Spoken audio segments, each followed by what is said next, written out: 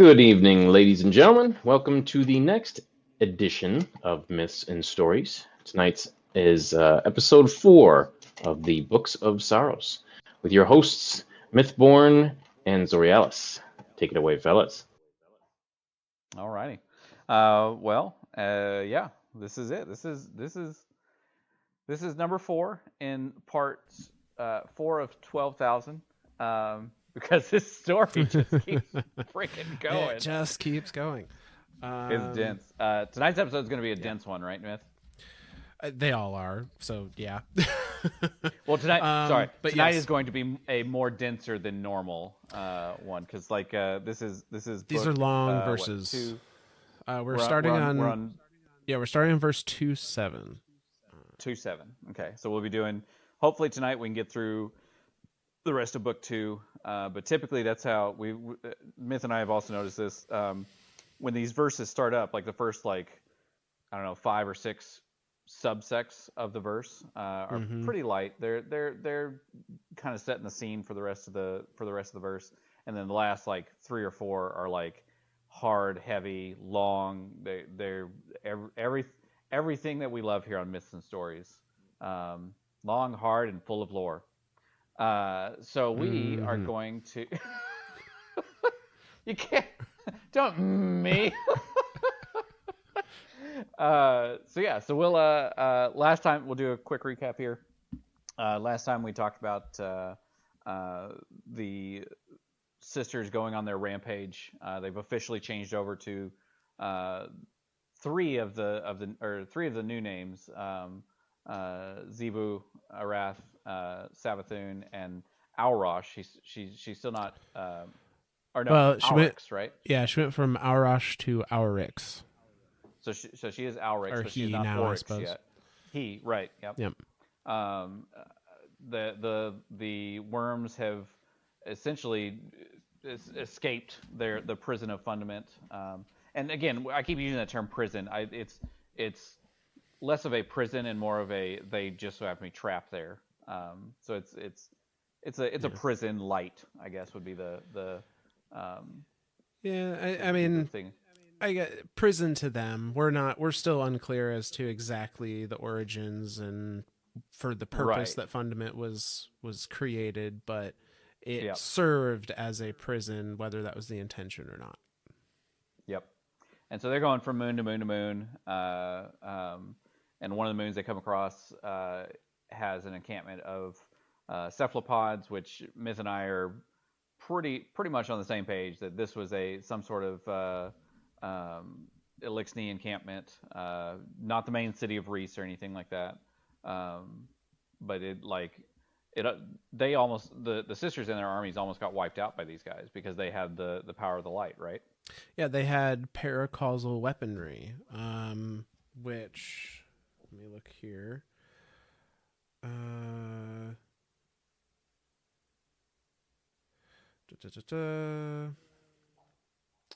Ammonites have begun using paracausal weapons. What are these? How do they work? Wouldn't you like to know? Suffice to say that some powers in this universe are superordinate to mere material physics. Their effect is subtle but devastating. That was the worms to Aurochs in regards to their sisters fighting against the Ammonites in pursuit of Tauix, who was the krill that betrayed the Osmium king to the helium drinkers and then fled to the Ammonites when the sisters started hunting them down. Yep. So we're now on verse 2-6 is where we're starting tonight. 2-7 is where we're starting tonight. 2-7. Yep. And before we get into the readings in full, I'm just going to use this as a quick opportunity at the top of the episode. Normally I'd say this at the end, just to remind everybody that we have our full suite of podcasts since we started decently recording, at least. Available up on Podbean now, so if you haven't already looked at those and you find something that is of interest to you, please check it out there. But yeah, so for tonight, Self-plug, go. Self-plug. Love it. We got some good stuff there, and I want people to know about it, damn it. We do. And we've actually, since we've moved on to an even better recording situation here, we might end up going back. I say we might. I know we will, just because we're that passionate about it. And now that we have the fourth grimoire that's all Maracena, we're probably going to go back and record some of our earliest episodes, specifically the story of Mara. And I definitely would love to. I don't. Did you manage to get the Glycon on there? I didn't. So the Glycon was technically our first recorded episode. That's what I thought. Yeah, so we did one on the Glycon and then really enjoyed that and decided, like the crazy people we are, to make number 2 be the Maracena. Right? And just dive headfirst in. Hey, here's this little single thing story. Now let's cover the deepest lore in the world. So unfortunately, that was a brilliant idea. Yeah, unfortunately, we do not have the Glycon or the Maracena stories, our original recordings at least. I think we are definitely going to re-record them. Awesome. We do have our discussion about Sheer Ido, which touches on a few things that happen in the Maracena, as well as Aldrin Sov, and to a minor degree, we have the 3-part series about the Crow, which talks less about it, but events are mentioned here and there. Yep. But yeah, I fully expect we will do a re-recording of that come the end of this season, or the end of the season's story, which is kind of on hold at the moment. But for tonight... But back to the action, 2.7. Yeah, 2.7. So this is verse 2.7 called the Weakness Verse. And just to give a little bit of context leading up to this verse, the worms have been talking to Oryx in regards to Oryx's reluctance to wage war on these Ammonite people, showing mercy, trying to parlay, trying to find a peaceful resolution. Now, is it a peaceful resolution, or is it because Oryx is not about war? Like, obviously, Xivu Arath is more the warmonger of the 3 sisters, and Oryx is more about the knowledge. So, to me, I feel like he's trying to gain knowledge through them by not defeating them, right? Like almost trying to like usurp the sword logic. A little bit, I think so. So the exact verse, or the exact reading, this comes out of verse 2.5. Says, Oryx's failure of resolve led us to catastrophe. Savathun, you must draw Oryx out of his catatonia. Make him understand that the ideals of peace and stability he clings to are cancers, brutal, unjust obstacles between us and a fair cosmos. So, and I think it's mentioned later, but I think Oryx tried to negotiate a peace and either failed that negotiation, or the Ammonite used that negotiation as a way to perform an ambush of their own, or something happened that failed negotiation turned the tide of this battle against the Hive. The Krill turned Hive, and you're right. Oryx's nature is curiosity, is knowledge, exploration, not warfare. But the worms are very much telling him, and his sisters that the only path forward is annihilation of obstacles in front of you, and the Ammonite are an obstacle in front of you, essentially. Interesting. So that leads us to verse 2.7, the weakness verse. You are dead, young Oryx, betrayed and murdered by your own sister for the crime of mercy. Remember what you said to the Ammonite Satellite Congress? We will parley on neutral ground. Savathun's witches have rendered it utterly neutral. No living thing will ever claim it again. The space around the dry moon stinks of rot. This is good. This is right. You will learn from this. Don't you understand, great king? Don't you want to build something real, something that will last forever? Our universe gutters down towards cold entropy. Life is an engine that burns up energy and produces decay. Life builds selfish, stupid rules. Morality is one of them, and the sanctity of life is another. These rules are impediments to the great work, the work of building a perfect, undying creation, a civilization everlasting, something that cannot end. If a civilization cannot defend itself, it must be annihilated. If a king cannot hold his power, he must be betrayed. The worth of a thing can be determined only by one beautiful arbiter, that thing's ability to exist, to go on existing, and to remake existence to suit its survival. All that would oppose this arbiter is unholy and false.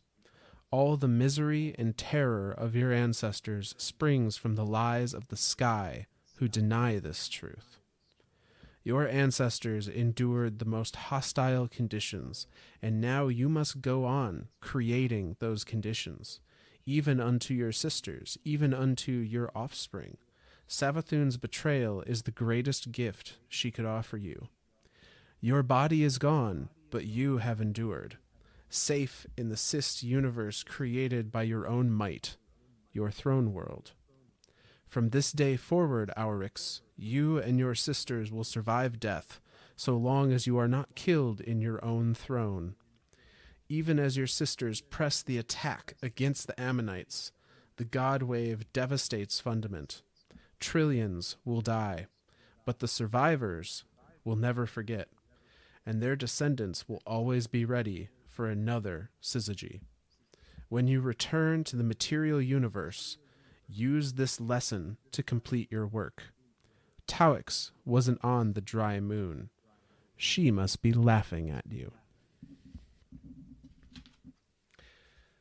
Wow. There's a lot there. You weren't kidding when you said this was deep. I also want to just make a little, like, I guess, personal note.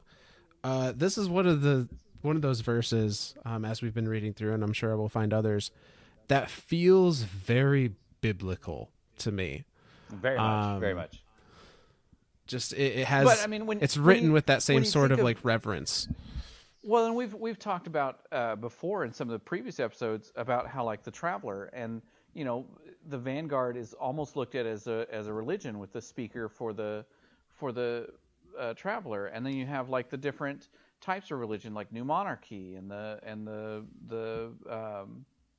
God, they're all gone now, so Future Oracle, they don't matter anymore. That's a very dark thinking of it. But yeah, Dead Orbit and New Monarchy and Future War Cult. We talked about them as being almost a religious type faction, and so to me, like, this is just another type of religion that exists in the universe, and it just so happens to revolve around the worm gods and the worm gods to a lesser degree, and definitely more towards the darkness, right? Like, oh yeah, the worm gods are definitely portraying this as like this is like for something to exist without purpose is unholy, right? That's well, I don't it's necessarily interesting to see that.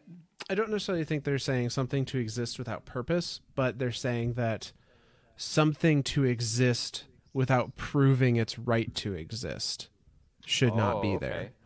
Yeah, sure. Because which is that's where the basis of the sword logic is, right? Like, yeah, that's the worth of a thing is determined by one arbiter, that thing's ability to exist, to go on existing, and to remake existence to suit its survival.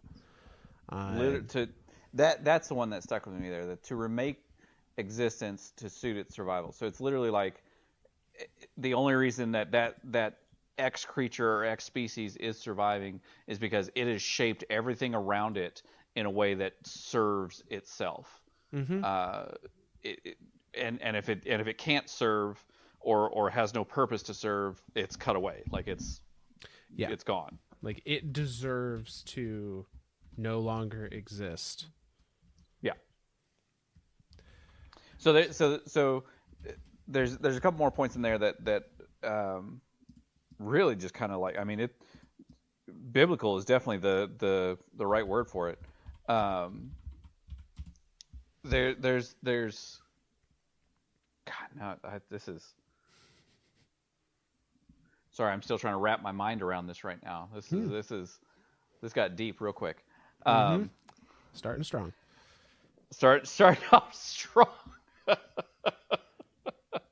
But yeah, so it like obviously like so when they're talking to him right now, Oryx, is he actually dead here? Is he sitting in his throne world? Yes, yeah. That's the sense that I have of it. Like they start off with "you are dead," and so like it's not like saying like "you're dead to me," right? Like it's not like I don't want to talk to you anymore. They're literally telling him, "Hey, you died. You're not alive anymore." Because later on in the verse they talk about returning to the material world, so that to me made it all seem like, hey, he's in his throne world, he's in his ascendant. Now, and this is I think I need to make a clarification here. Is a throne world the equivalent of the Ascendant realm? So my understanding is that throne worlds are. Let me see if I can put this into words. Throne worlds are either a piece of the Ascendant realm that they have carved out for themselves by sheer might of will, or they are pocket dimensions that they have created again out of just their might and will, and their pocket dimensions that the Ascendant world is the bridge between them and our plane of existence. I like that explanation. I like that because that means it's not entirely ascendant plane. It's not entirely material plane. It could be a little bit of both. It could be a little weighted more one way than the other, but it's not. It's the throne world is definitely like their own. It exists because they have thought it into existence, and everything in that throne world. And I think that's an important thing to think about when we're moving forward in the current season into the next expansion, right? Because the Witch Queen is all about going to Savathun's throne world. We're not going to the Ascendant Plane. We've already been to like when we go to the Shattered Realm. Ascendant Plane a bunch. Right, like we've gone there tons of times. We've gone there back in D1, right? Like we had to become Ascendant in order to use their gate network. So that like it's. I think that's an important thing there, that he is in his throne world and not necessarily in the Ascendant Plane. But even then, he still can't die unless if he is killed in his throne world, because that is a. I feel like the throne world is tied to, maybe not purely tied to, but I feel like it's definitely tied to like self-thought and self-preservation, and so because of that. If your material body is to die in this material plane of existence, that your spirit or whatever automatically has to return to that throne world, because that throne world is tied to the and I say spirit because that's the only real word I have to think to apply to it. We know the Hive refer to things as souls. You know, they have the oversoul. They call it, the soul of Crota, and so on and so forth. So I think that's the Hive's terminology for it is a soul. Yeah. Well, then that's the terminology we're going to use. So yeah, and we've seen that with other. Obviously, Mara had her own throne world, and she was able to throw her soul back in there. Mm-hmm. And so yeah, it's interesting that they're straight up telling Oryx, you can't die, like you're immortal. Yep. Yeah, they tell him from this day Well, forward, Oryx, you and your and sisters will each survive death. and it's immortal with an asterisk, right? Right. Like it's not like godlike immortality, like you literally can't, like there nothing can unmake you, because he then goes on to say, unless you're killed in your throne world. Yep. Unless you're killed in your throne world. And I Which think that to me is kind of that's like this like backhanded like, because like, well, no, guardians can totally die, because once we lose our connection with the light, we can die, yeah. and permanent. I mean, obviously we've seen that with Cade 6, like we've seen at plenty of places where guardians have died. So it's interesting to me to think of this idea of immortality in this world of Destiny with immortality throughout the entire world of Destiny is always with an asterisk. Now, something that I find kind of interesting here, is, my initial thought when I was reading over some of this was like, oh, well, if the Hive or these upper echelons of the Hive have immortality, isn't that the exact same thing that the darkness claims is what guardians have, that is perverse by nature of the Right. light? And I think, having reread this now, the big difference between the two is that guardians have immortality through the light because the light provides it to them, whereas with the Hive, you have to be powerful enough to have created a throne world, which is you remaking existence to suit your survival. It's not that you were given a gift that keeps you alive, it's that you, through your power, created a way for you to continue living, which is in line with the tenet that they Right. put forward. And that's an interesting way to look at it too. Like it's a gift versus a power. Like no, that I feel like that would absolutely. It's funny how many parallels I'm seeing here. Like now that we've actually called it very biblical, I'm seeing a lot of parallels between this and a lot of, I say a lot of modern day religions, but just religion in general, right? Like, Yeah. A lot of religions have the same basic belief. Like there is a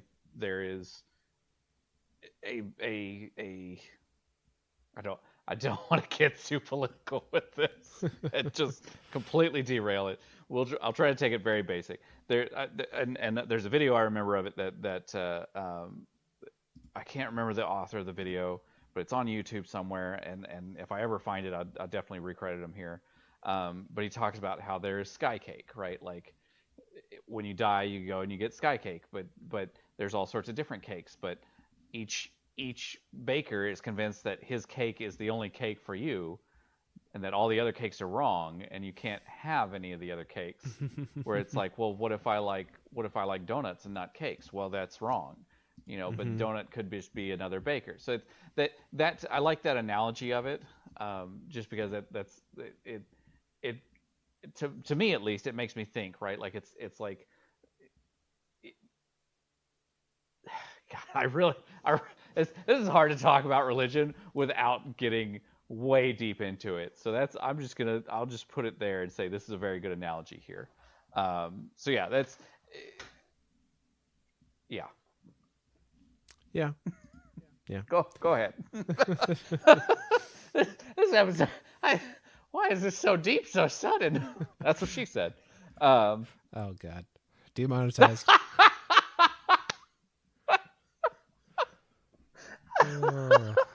Go ahead, Miss.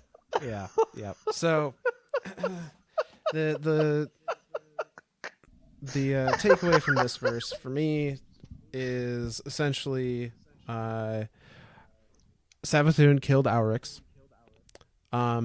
maybe knowing that he wouldn't actually die, maybe not. I think that was knowingly. Like I think she had, like, because if the worms are talking directly to her, because are they still talking through the her father's familiar? I don't know if they have to anymore. Right, because like, they're just conversing directly from the sounds of it. Yeah. Yeah. So I say it's so Savathun killed Oryx. the worm gods see this as a good thing, see this as a teaching moment of like, see, Oryx, you are weak. You need to be willing to, make sure that you continue to exist. And essentially are just using this as an opportunity to further drive home the, like, you need to conquer in order to explore. Right. Amongst all the other, reading between the lines that we can do and have done. The other bit of this is that Savathun, somehow, some way, turned a whole moon sterile. Yeah, and like completely sterile, right? Like not even bacteria is living on this thing. Like it's just a rock now. Yeah. Savathun's witches have rendered it utterly neutral. No living thing will ever claim it again. The space around the dry moon stinks of rot. So, has done something that to me, to this. Well, so that to me leads to like what we see in game, when they have those black wizard bubbles that form around us, and does like the suppression field. So there's definitely some type of suppression going on there.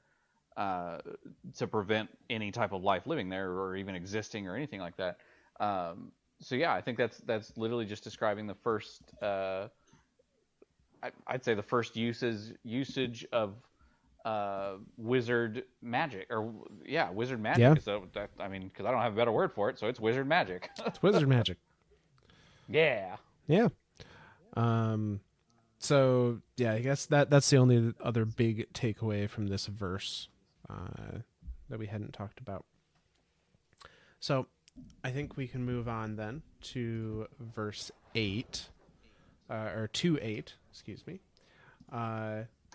which is the Leviathan rises. The Leviathan has broken cover. The old priest is in an open space, moving towards the Ammonite home moon. Chroma Admiral Rafrit and his elite guard move with it. Rafrit is the hero of his generation, an Ammonite of peerless battlecraft.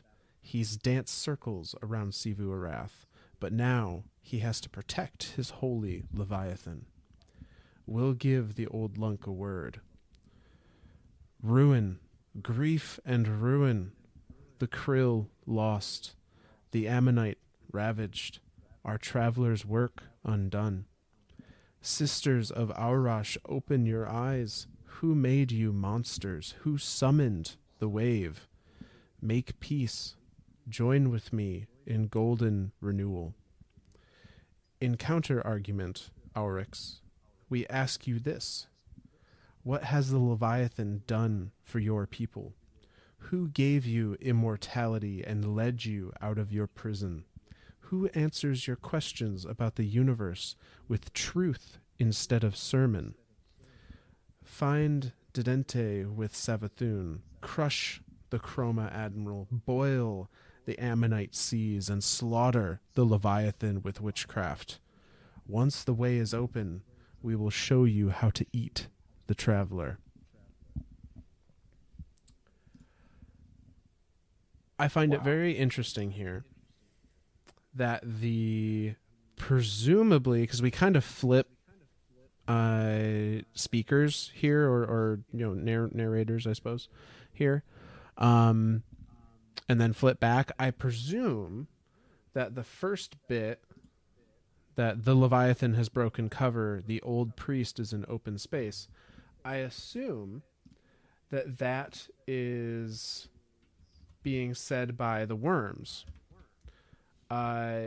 which is interesting because they're referring to the Leviathan now as a priest, and they refer to definitely something of the light. Yeah, and they are referring to Admiral Rafri and the Ammonite people are protecting their holy Leviathan, which we may not be able to do this episode without diving deep into religion, because this is,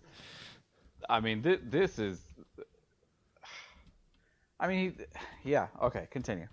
So it's interesting, and again, we don't know how much of this is worms putting a spin on things. Right. How much of this is the how much of this is true? And they allow, seemingly they allow the Leviathan to speak, and I don't know if that means the Leviathan has been trying to like telepathically speak to the Oryx and Savathun and Xivu Arath, and the worms have been blocking it in some way.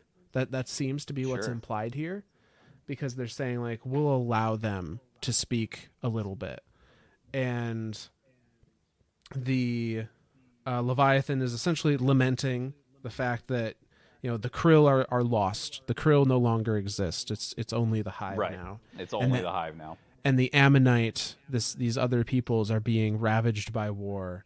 And it's pleading with them, says, "Sisters of Arash, open your eyes. Who made you monsters? Who summoned the wave?" Again, implying from the Leviathan that the worms created this wave to make you desperate enough to take their power. Literally, that's exactly. Yes. So, it Which to me still kind of spins the Leviathan. We keep talking about it as a neutral party, but I'm still leaning more towards it being a light-oriented creature. I think so too. Yeah, If anything, it's like neutral good, right? Like it's not like lawful good, right? Like it's just right. it's not purely good for the sake of being good, which to me would be like the representation of the light. But Yeah. it's more like, hey, the darkness doesn't see life and doesn't see the world the way I see it. So and the light sees it in a more positive spin, allowing more and more things to exist rather than just break it all down to the single thing that exists and the last thing that exists. Where it definitely seems like it's light oriented. Yeah, I'm really not sure what I think of the Leviathan at this point, because on one hand, it didn't prevent them from Right. going and It didn't contacting just the straight up stop worms. them. But on the other hand, now it seems very much light aligned, and maybe because it says make peace, join with me in golden renewal, and it refers to like our traveler's work has been undone.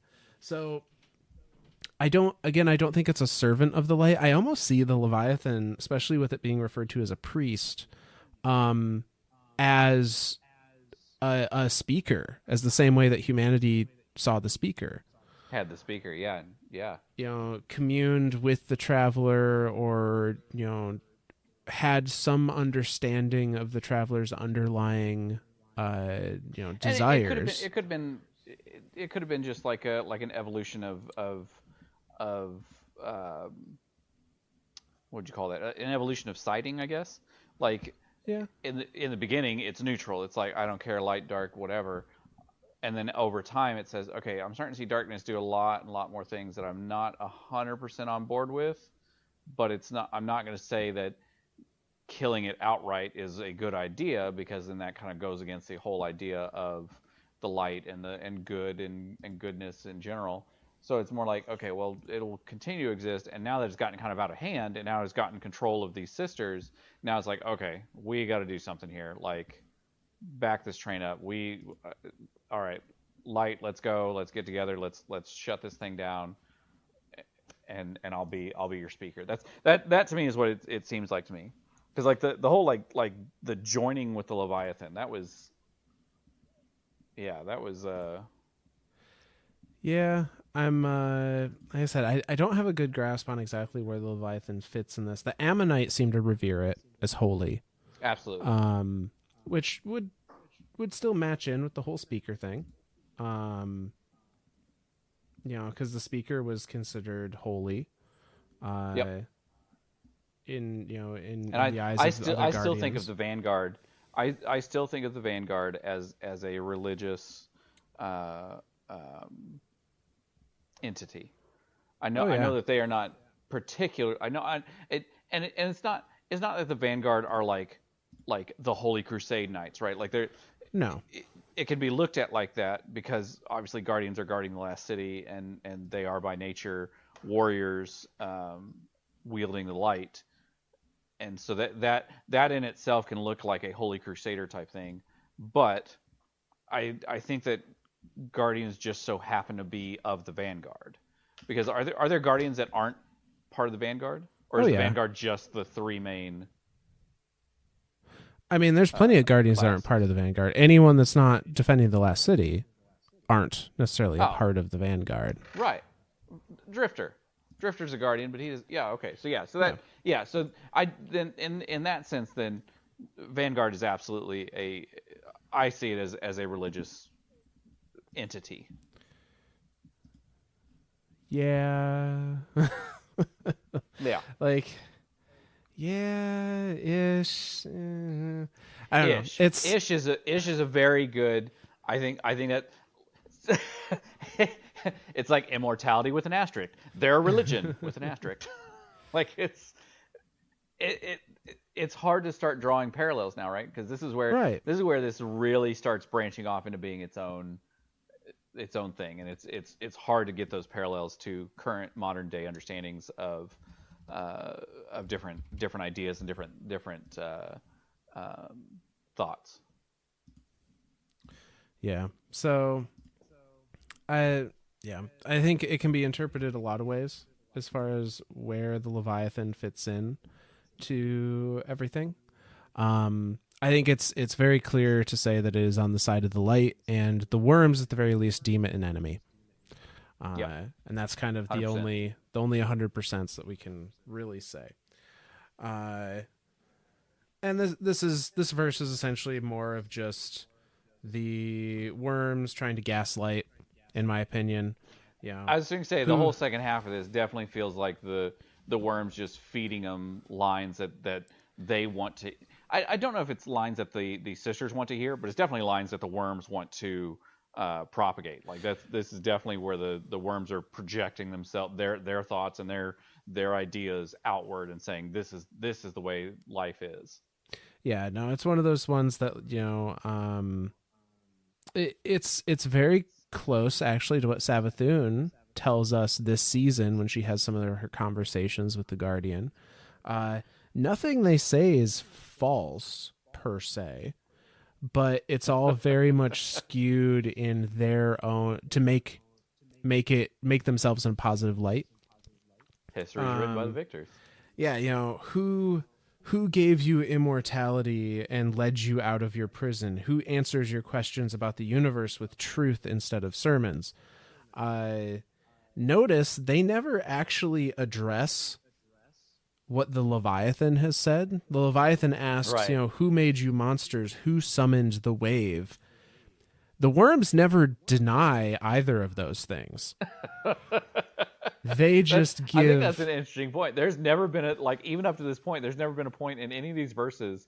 Like the worms have always said this wave is coming, but they've never have they actually directly said that it has been caused by the light, or it was caused by that 53rd moon by the traveler, or anything? Or they just been like, hey, there's a syzygy.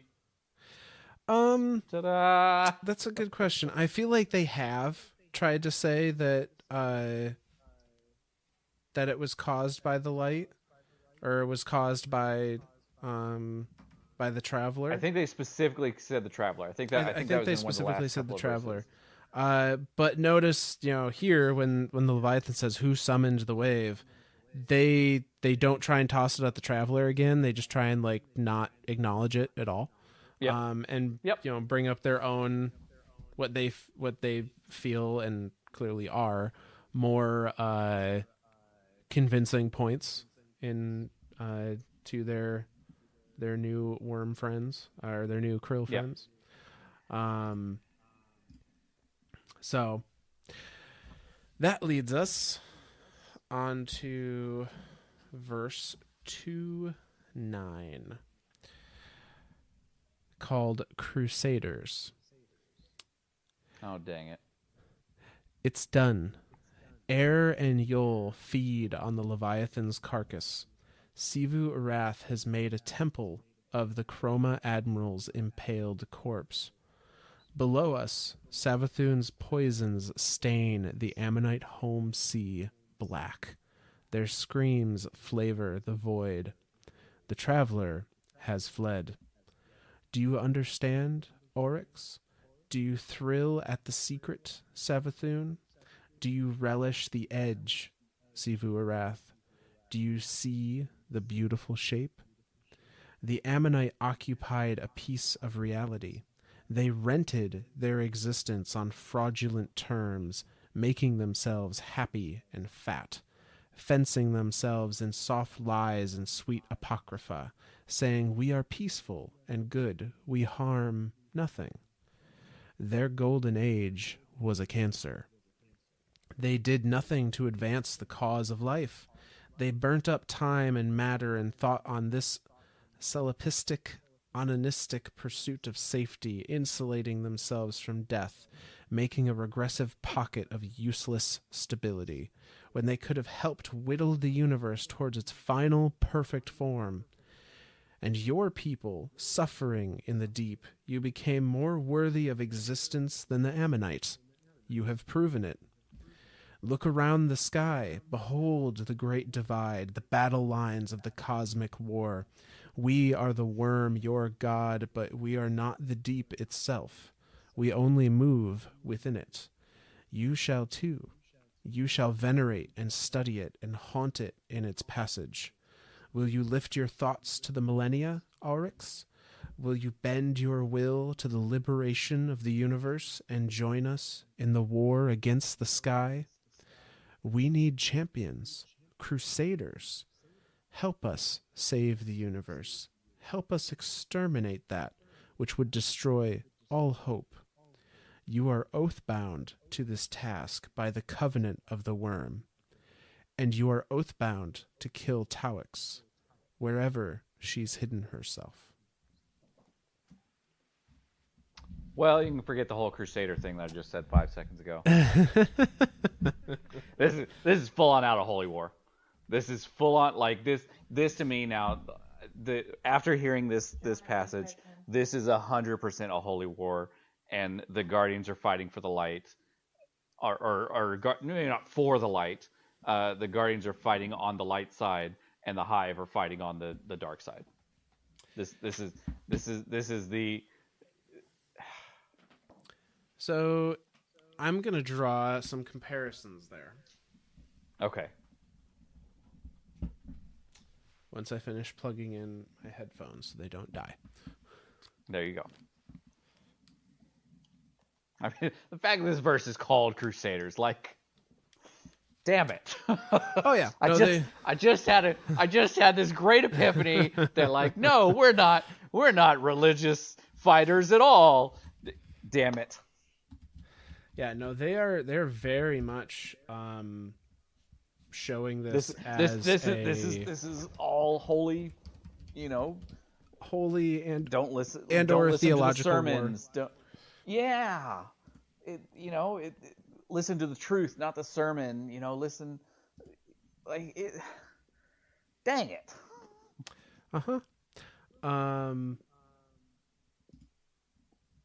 So it's it's one of those things that I find it interesting. If we think about this as a holy war, and this is broad strokes, not getting into the nuance of some of the ideologies and whatnot. If we just think about this as a holy war between, the dark side and the light side, and we assume that the Hive are the primary army of the dark, because they claim we need champions, we need crusaders to help us save the universe. And that is truly what the dark thinks it's doing. It thinks it's saving the universe. It is allowing it to return to its natural state. To the final shape. And they mentioned that term, the final shape. And we know right now that the final we have 2 more expansions as part of the Light and Darkness saga from Destiny. The next one, obviously after Witch Queen, we have Witch Queen, then we have Lightfall, and then we have one called The Final Shape. And so I think that's something that we need to keep in our minds while we're telling this story, is that even right now, the darkness is trying to not necessarily plant the idea, but plant the idea of a final shape, of, you know, the last living thing in the universe, the last existing thing is the perfect shape.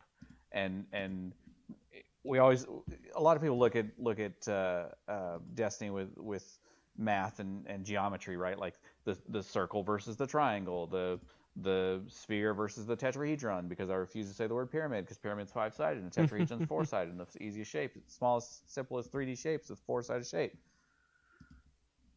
So, sorry, mini rant done. Everyone's like, well, what is the final shape? You know, what is the final shape? And even during this season, Savathun says, you know, you want to see the manipulators look up.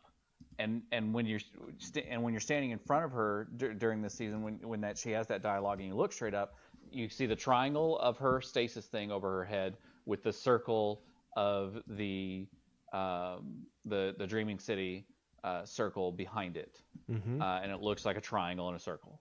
So it's like Savathun is this season at least is basically straight up telling us, hey, you're just a pawn. This isn't a fight between Guardians and Savathun, Guardians and Hive. This isn't a fight of Ikora and Zavala versus Savathun and Xivu Arath, or even the Guardian versus Xivu Arath. Like, this is literally, we are just proxies. We are all just crusaders. We are parts of a bigger whole parts of a bigger war and a bigger whole that's being fought on a level that we can't even comprehend. Yep. Now the thing that I find interesting about this is the Krill and the Hive, although they're essentially forced into being soldiers at this point, they had a choice originally. They could have chosen not to accept the worm's deal. However, Guardians are conscripts, essentially, that never had a choice. In the same sense. They were revived. That's deep. They were revived without any kind of, opportunity to choose whether they wanted to be or not. And when they were revived, the main, the thing they were all told was like, you are now we must act in the best interest of the traveler. We must enact the traveler's will. Now, not all Guardians do that or were on board with that, but they also, prime example being the Drifter. The prime example being the Drifter, and there were others, of course, but like Guardians never got the opportunity to choose, and that's the an interesting Krill thought there. did, even if they didn't necessarily go the right path. Right. So then in that sense, and it's interesting that we call it the right path, right? Like, that's true. Yeah. Like, in that sense, who's really the bad guy? If having free will taken away is a non-issue, then but the fact that you hit it right on the head there. We are conscripts. We were actively recruited into the army of the light without any choice, without any type of say-so. I mean, we were dead beings. We're bodies at that point in time. Whereas the Krill were 100% like, hey, we can give you mortality, we can give you power, we can give you everything. All you have to do is accept us. And now, granted, the acceptance portion was obviously manipulated, right? Like, to have the whole syzygy and to create the most desperate of events, which to me it's interesting that it had to go that way, right? Like it had to be the most desperate of events to lead the people to lead the sisters to the worms, to get them to agree and all that stuff, versus like versus the idea of immortality of the worm gods, right? Like they could have just waited. But I'm curious if like there's something of the darkness that inherently propels them forward, that gives the worm gods a drive. And we talked about most guardians. I say most guardians. Pretty much every guardian we've come across has had some sort of drive, and that kind of seems the only prerequisite for a guardian is you have to be dead. Yeah. Which so far may for now, and you have to have drive. But the drive has definitely been the key. That's been a staple. So I'm curious if it's the same with the darkness, right? Like, but then that just leads back to the whole idea of these being religions, right? Like, the whole reason a religion thrives and a religion continues forward is there are people willing to put the religion before themselves and have a sort of drive of, you know, there's a greater purpose than just me. I am just a cog in a wheel type thing, and not necessarily in a bad way, right? Like, you know, you can be a cog in a wheel and still be happy and functional and everything, but it's interesting to me that it is that way, right? Mm-hmm. Like it really does make you wonder, like who in the Destiny universe is the good guy and who's the bad guy, and I don't know if there is one. The idea. Right, like, is there even a good or bad guy? Like, obviously, and I know I've been telling you about this. I've been getting into 40K Warhammer, and they're all bad guys. There are no good guys. It's looking just for the lesser of two evils. Right, and so that's where I'm curious as where this is going. By the way, Warhammer, if you want to help sponsor us, that'd be totally awesome. I will buy as many minis as you want, or you can just send me free samples. I'd totally accept it. Hey, we got to get some sort of... My wife has officially started laughing at me now. So that, like, there's that idea of, like, what if no side... What if there isn't a right side, right? Like, yeah. Now, when we think of that, Eris Morn, and I don't know if Eris specifically is one of the only people to say it, like, but obviously the Exo Stranger was the first one to say it, like, a side must always be chosen, right? Mm-hmm. Like, you must always choose a side, even if it's the wrong one. Right. So that's that's going all the way back to, like, original, like, launch days of D1. Mm-hmm.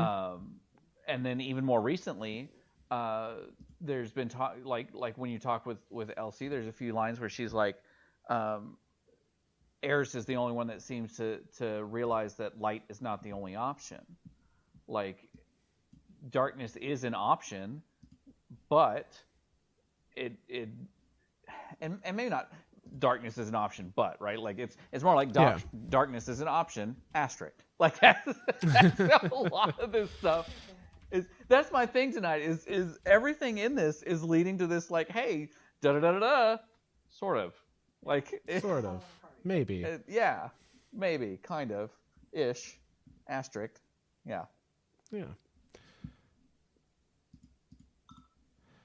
Boy, we really are getting deep tonight. This is... Mm-hmm. The only other, like, last bit I want to take away from this verse is it says, and you are oathbound to kill Tauix wherever she's hidden herself. So, presumably... They have to hunt her down. Like, they can't... I wonder if that's now hard-coded into their worm's hunger type thing, right? Like, if we look at this as, like, a digital level of logic, now they have to hunt her down. They literally cannot stop doing anything that they are currently doing until they hunt her down and kill her. Yeah.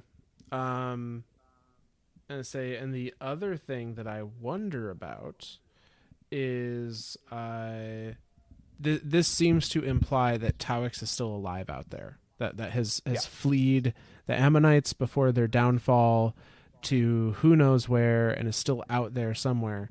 Now, is this before we go on, T in Italiano would have me correct you, and instead of saying fleed, you should say fled. Fled. You're right. You're right. I'll take that one. Oh shit! He No. would be very proud. He would be very proud of me right now. So I know when he listens to this later this week, he will. I'll get a random thank you. But yeah, and say Towix is still out there. Now, this could be the worms just saying that to continue to give them a reason to keep going, to give them additional reason to drive onwards. Or there's potentially Towix, the last of the Krill, still out in the universe somewhere. Maybe we'll meet him at some point. I like that idea. That's an interesting thought, because so this is verse 2:9, right? Yep, this is verse 2:9, which is the end of verse 2. Correct. So like from here we're basically jumping forward to the next verse. But if Towix is no longer mentioned, like if this is the last mention of her, like that could be the last of the Krill. Like you're right, like that we could absolutely come across that in a future expansion or a future storyline or something. Yeah, that's an interesting thought. So that is the end of the verse 2. This last part of verse 2. And one last thing here that kind of leads back into the whole idea that the Ammonite are absolutely the Elixni. It talks about the golden age they had and the traveler fleeing. Like they're fighting the Elixni right now. Oh, which yeah. Is still, which is still weird to me. Of. Right. Because is Reese a moon of Fundament? Well, we talked about, they said the Ammonite live on a frozen moon earlier in verses. Right. The one in this current one is just the frozen moon and all of that stuff. Is we talk about that being like a satellite colony of them, but the fact that there is a golden age happening somewhere in this in these 52 moons is one of the other 52 moons Reese. Do we know that? Or do we know where Reese came from, or where Reese exists in the universe? I don't know if we have information. I certainly don't off the top of my head to suggest that they are close to each other. Now, that also means that it's not impossible, as far as I know.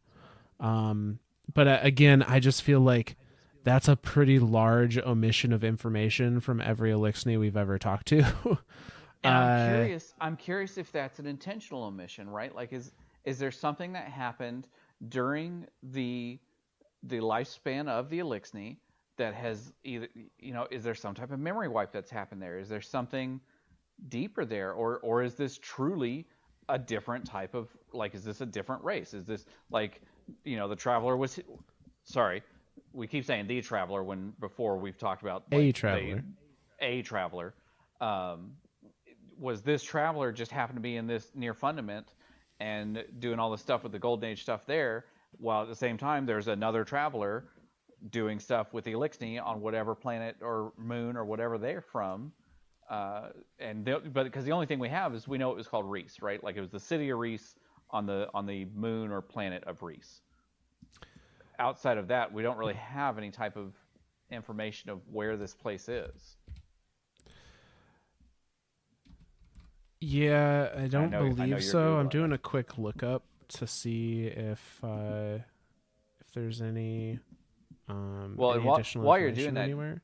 While you're doing that Googling, there were 3 or 4 words in verse 2:9 that I was like, you're gonna have to Google those words for me, friend. Yeah, I'm kind of just going off context clues as far as what they might mean. If we're thinking about the same ones. The 2 or 3 right in a row that I was always like you said them, and even as you were saying them, I was like, I don't think Myth or I know what the fuck these words mean. Nope. I don't even know if I said them right. I'm assuming. I don't even know if we pronounce them right. I'm assuming the line we're thinking about is where the worms are talking about the Ammonite and saying they burnt up time and matter and thought on this solipsistic, onanistic pursuit of safety, insulating themselves from death. Yep. Now you're gonna have to Google those 2 words for sure. Like I genuinely I don't even have a clue as to what either of those words mean. So solipsistic, that's a lot of S's. Yeah. Is the philosophical idea that only one's mind is sure to exist. Ooh. So, okay. Let's see. Now we got to Google the second word to have context. For the solipsism holds that knowledge of anything outside of one's own mind is unsure. The external world and other minds cannot be known and might not exist outside of one's own mind. So it sounds like it's kind of the thought process of the only things that are guaranteed to be real to me are the things that are my internal thoughts. Right. So presumably the Ammonite, if they're being described in this way, were of a mindset that like maybe everything that each individual sees is just a projection from their own brain and doesn't actually exist, which is kind of hard to wrap your head around. But right, that's a genuinely hard concept. So the other word here, onanistic.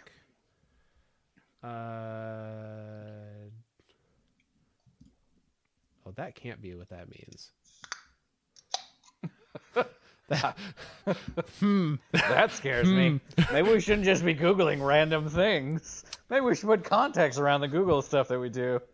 Remember, kids, don't Google Rule 34. So, don't be Zor. Don't be Zor. Onanistic means a few things. I'm gonna take the more PG-13 of these meanings. Oh God, this really did go bad. And say that they are saying that they're describing the Ammonites as people stuck in their own heads that are self-congratulatory or self-absorbed, believing themselves to be insulated from death and thus are not doing anything to contribute to bringing the universe to its final shape. That seems like the more. Now you got me curious, and I'm gonna have to go Google this later. I'm a little concerned, but at the same time, it's like Oryx. Like I just gotta know, right? Yeah, I mean, for those that are curious, just think of what self gratification could be turned into. Yes. Okay then. Yes. So yeah, that's. So if you apply those two description thoughts together, it's the thought of like everything around them isn't necessarily real, and it's not real to the point that like they are convinced that their own thoughts are the center of the universe. Yeah. That to me is what those two words combined in this context would mean. I think that's probably pretty accurate, or at least from the worm's point of view, that's how they saw these people. Yes. Now, and I think that's an important thing to note too, is from the worm's point of view, that's how they are perceived. That doesn't necessarily mean that the Ammonite themselves are that way. I'd be curious if the Ammonite were actually a different, like everything about him speaks to being Elixni, and it's weird. I mean, you're 100% right. It's weird that the Elixni would not mention, hey, the Hive desecrated us once before. You know, that's the whole reason our traveler fled. Like, all it says is the darkness closed in and the traveler fled and our golden age ended. Like, that's all. I'd say that's probably about 90% of the information we have of the Elixni golden age and the Elixni homeworld is literally. It was called Reese. I may have found a thread that connects this. So All this right. is time to give it a tug, this is and not in like the lore. self gratification kind of tug, but like tug on the thread and let Yeah. it. Not in the See, it's all onanistic loose back. type of tug. Yes. So this is lore around Okay. a figure, and let me see if I can find a source for this because I'm looking on Destinypedia at the moment. Hey, because remember, kids, you can't write entire college papers off of Wikipedia. No, you Wink, scroll to wink. the bottom of Wikipedia and see what sources And they then cite used, those and then just cite those.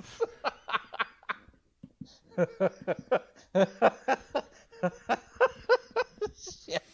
I'm graduated already. No one can do anything about it. You god dang right. Okay, so there are two pieces of information here. Two pieces of lore that talk about a individual by the name of Chelchis or Kelkis, the Kell of Stone. Okay. Those two Clearly pieces, a Lixney. yeah, yep. Those two pieces of information are come from actually Destiny 1 during the Taken King era. The first being the Broken Crown, which is a legendary warlock artifact. The item description of the Broken Crown states the Elixni songs still tell of Kelkis Kell of Stone, who stood before the Maw. The second piece of the second item that has lore on it is the Doom of Kelkis, which is a legendary scout rifle from the Taken King King's Fall raid. And for anyone that's not already familiar, real quick, where does the artifact come from? Is that specifically from King's Fall Raid, or is that just part of the Taken King? It's just part of the Taken King expansion. A random drop. Okay. Yeah. I didn't know if it was like something that was a destination specific, because I'm kind of following you right now on the path that you're taking with this. So go ahead with the scout rifle. Yep. So the scout rifle is the Doom of Kelkis, and for anyone that doesn't already know, all of the weapons from the King's Fall raid are literally made out of previous conquests of Oryx. Yeah, and they even look that way. Like they look Yes. like they're made of bone and sinew and muscle and yeah. Yep. So these two pieces paint a story. Oh, there's one additional one as well. Let me find it here. Ooh. Bonus content for tonight. There's an item description for the Doom of Kelkis. So apparently, I'm not seeing the exact wording that they used to draw this conclusion, but they cite the Doom of Kelkis and this artifact as their source. So maybe I just need to find a different place to view that information. But it states, in relation to Reese, the homeworld of the Elixni, their homeworld and civilization were destroyed by an unforeseen event known as the Whirlwind when the darkness invaded. Okay. At some point, Oryx struck the Elixni civilization and slew Kelkis of Stone, who made a final stand to allow the other surviving Elixni to escape Reese. Interesting. So that might imply that The final battle of the Moons of Fundament. that might imply that the battle that happened during the Whirlwind was between the Hive and the Elixni, and this Kelkis Kell was the one that held off the invading armies long enough to allow for his people to escape. And the flavor text on the Doom of Kelkis is just a question: where is the great machine? Where is the great machine? Which would imply that he's looking for the traveler, and the traveler has abandoned them. Right. Which would totally lead as part of the whole fleeing thing, right? So I'm curious if the Whirlwind itself was that is the Battle of the Moons of Fundament. Now, the only thing that makes me pause here is that Now,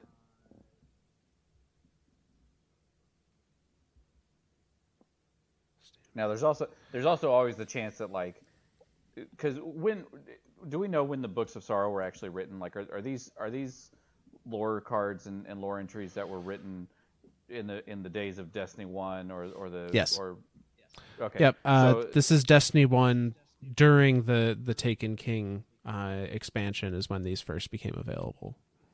okay.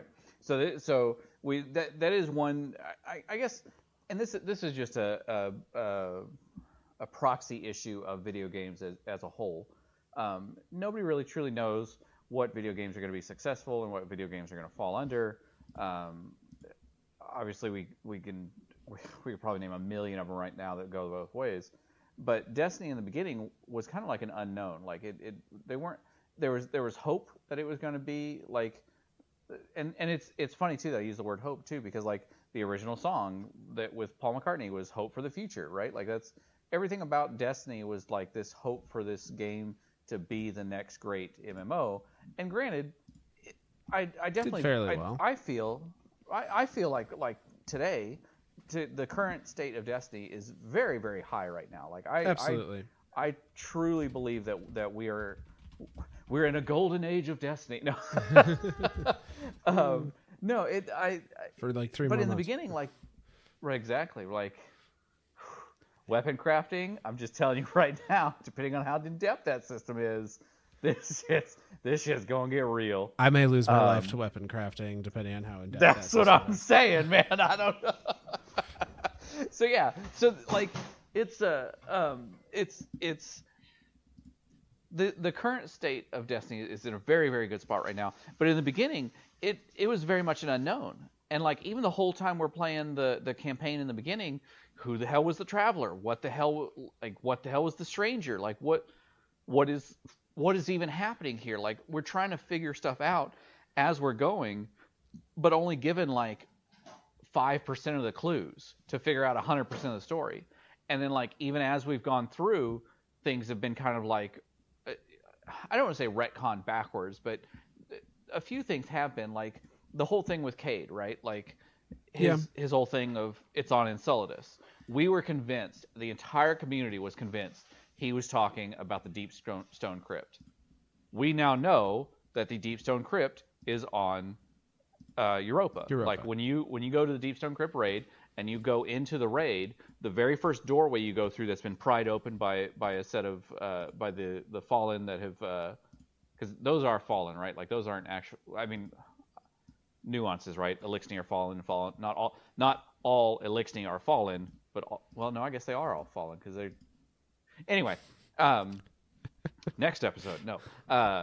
But the doors are pried open by a piece of fallen equipment, and when you go in, you take a left or you take a right. There's a whole other side of the facility. Like there's a whole left side of the facility that we don't even get to go to, and then we go to the orbital station, Morningstar, because the orbital station itself isn't even Deep Stone Crypt. That's just Morningstar. I think of the orbital station as like a subsect of the Deep Stone Crypt, like it's like a branch of. Yeah. But I also think of like maybe the Deep Stone Crypt is like all of the facilities on, because like we even talked about how the server rooms over when you go to fight the Techno Rat, because that's totally his name. Close enough. There's all those server rooms, and those are absolutely and there was even a dialogue that I had there when I went there once that somewhere in here would be Cade's memories, but it wouldn't be our Cade. And so Ghost even comes back and says, "Rest in peace, little buddy," which is what Cade always referred to the Ghost as, right? So that it's interesting to me how much information of Destiny gets, like, obviously there are fans like us that are the big lore nerds that get super invested in this and are like, I want to know everything of everything. Like knowledge and curiosity is just driving us forward to, I want to be able to tell these stories as the legendary stories of Destiny, like, and to have it fed to us in bits and pieces, or even in a very puzzleistic nature, it's hard to get a full picture of the whole thing. But I think that's also a caveat of nonlinear storytelling. Yeah. You you can't have the whole story in a non-linear storytelling mode. Like, that's just by nature of it. You're going to constantly be skipping around and constantly jumping forward and backwards and sideways and left and right and up down to try to get the important pieces together. And that's where, like, having the grimoire books, having this Books of Sorrow, and us literally going, verse to verse to verse to verse to verse, and coming up with a timeline and coming up with tangible ideas here, and to put them all together in a single spot to create a linear storytelling out of a non-linear story told thing. And then there's also the other side of it, right? Like, maybe Cade wasn't even referencing the Deepstone Crypt when he said it was on Enceladus. Like, we haven't gone to Enceladus. We don't know what's out there. Like so then there's that portion of it, right? So with all these Books of Sorrows being written this way, I don't know that during the Taken King we knew that we were going to have Europa and that we were going to go to Reese Reborn. Like, we didn't know that we were going to have Mithrax as an entity. Like, Mithrax didn't even exist at that point in time in our understanding of the Destiny universe at the time of the Taken King, because they were just fallen. Like, all fallen are bad, and now we're starting to kind of have more of an epiphany moment. Like, hey, not all fallen are fallen. There are the Elixni that are they still want to be friendly. They want to be nice, but they've been shit on their whole lives and looked down on and hunted to extinction type thing. Like, it's interesting to me to see that, and then to try to figure out where are these stories lining up, and then to think of it as the idea of, like, the Ammonite. Everything about the Ammonite, like even the names of their generals and captains and all this stuff, everything about them leads me to believe that they are the Krill, or they are the Elixni, and that the Whirlwind itself was the battle of the Krill or the Hive and the Elixni. It seems very, very like the only two things that are evidence to the contrary, as far as I'm concerned, are like I said, just the pure omission from every single Fallen or Elixni we've ever met about, like, the lack of information. Yeah, like, I would think the lack of referencing. I would think somebody at some point would be like, yeah, man, we fought the Hive. They're bad news. Or not even that, of like, hey, we're fighting the Hive, we're fighting these creatures again. These guys look really familiar, and they look just like a bunch of guys that we fought during the Whirlwind. Right. Because, maybe during the Whirlwind, they neither side, because the fact that the Hive are not referring to the Elixni or the Fallen as the Elixni or the Fallen, they are referring to them as the cephalopods, right? Or the Ammonite. The Ammonite, right. They don't directly call them Elixni or Fallen. And vice versa, like, the Fallen, at least anytime they reference the Whirlwind, they are not directly calling the Hive the Hive. So I'm curious if the Hive are even Hive right now in this point in time in the storytelling. I mean, probably not in the same way that we know them as. So that would be my guess. And that could be another thought of it too, right? Like, what if we're just halfway through an evolutionary step in two different species? Like, what if and again, the whole what if thing is a dangerous path to go down. But for lack of a better term, what if the Fallen were the Ammonite and they evolved into the Elixni? And what if the Hive, because we don't know how long this Whirlwind lasted. We don't know how long their Golden Age lasted. We don't know how long the Battles of Fundament lasted. No. We don't have an exact timeline, right? But we do know that some of the Elixni we know today were there. Aramis was there. Varix was there. We also don't know how long Mithrax Elixni was lived. there. No, we don't. Clearly a long time. I mean, if they had a Golden Age, the only Golden Age that we have any type of reference to is our own. And in that specific Golden Age, we reference 300 years is the average lifespan of a human now. Yeah, but we also don't breathe ether. So, That's literally the other half of it, right? Like these are a physiologically different species that, I mean, like we don't even know if they have like a heart. You know what I mean? Like internal organs. Are they even do they have the equivalent of a heart and a nervous system and a muscle systems, like that? You know what I'm saying? Like that's it's interesting to me to think of that, like how they are so alien to us that, I mean, we really do, as much interaction as we had with the Elixni and the Cabal over the last couple of seasons, we still know very little about them. Oh yeah, and I think it's also worth noting, if we're going to follow this same kind of thread here, the worms do describe the Ammonite as immortal. They say they've insulated themselves from death, making a regressive pocket of useless stability. Rented. Maybe they are. Maybe the ether. Maybe there's something about the ether that, with a reaction with the ether and the light or something. I don't know. Like, I mean, there's so little known about them. Yeah. Presumably, there was a way. I think the Elixni are either extremely long-lived or are immortal. By from at least non-external means.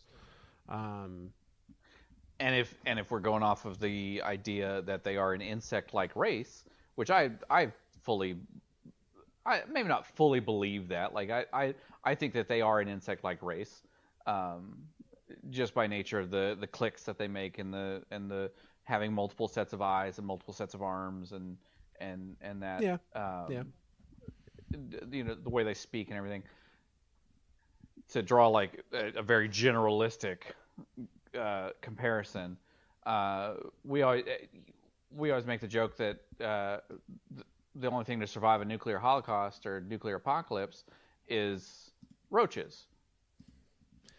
Yeah. So I mean, like that to me is an interesting comparison there. That, like, okay, well, if they are insect-like, maybe they are immortal. Maybe they really can't. But we also know that roaches themselves don't live very long.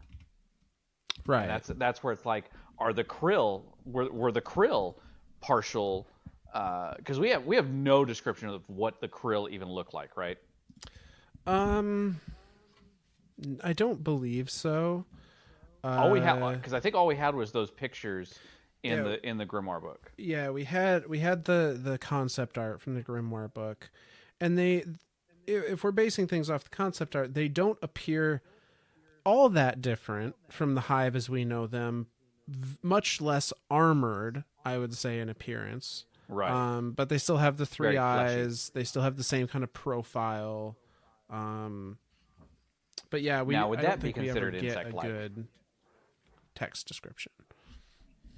And the only reason why I ask if that would be insect-like is because obviously Savathun and moths and her whole thing with moths and transformation and. I mean, I don't know that we need to quantify them by, comparisons that are earthly.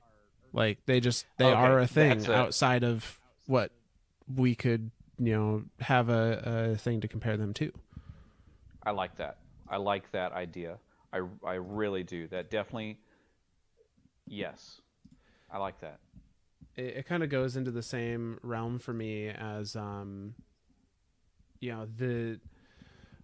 want to say the assumption, but a lot of people have in their head an idea of, like, if someone were to tell you, what do you think about when you think about, like, aliens coming to Earth? Whether or not you believe it's a possibility, the first thing that usually enters your head is like little gray men or, something that you've seen from a movie. It's always usually very humanoid in appearance.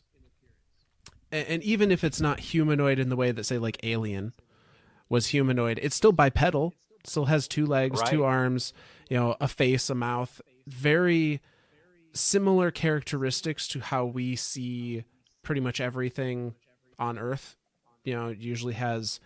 Usually 4 limbs, sometimes more.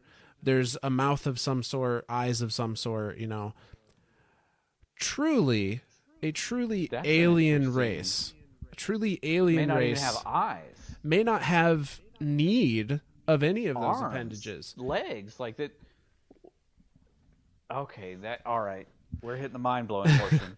So I would say to try and quantify the rules of the physiology of an alien race by things that are terrestrial may prove useful in trying to wrap your head around like how they understand it, of how understanding how they work at a very, very basic level.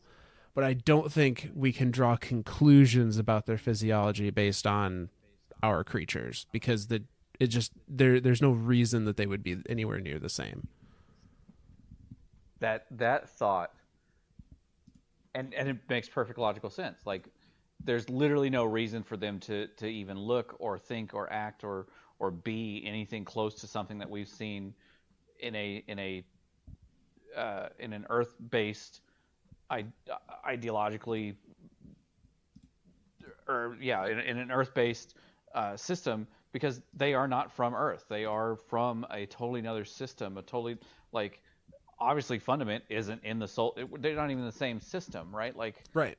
the Sol system is its own system, and then there's the system that wherever Fundament is, and possibly could be in another galaxy, right? Like, I think we talked about that too, that Fundament and Reese and all that stuff could have possibly been in another galaxy. Like, there's no reason for them to. There's no reason for us to make that assumption that they have the same evolutionary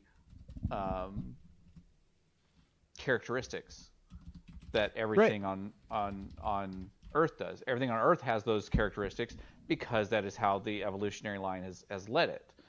Two eyes, or two sets of eyes, or two eye, left and right side, mouth, arms, legs, ears, like it, nose, like it's that's very much how everything on Earth has evolved toward. Now, again, we say that, but then we look at plants, right? Like, plants are the hardest thing to quantify as a living thing, and not to quantify as a living thing, because obviously, like, plants are a living thing, but they don't have a mouth, they don't have arms, they don't have legs.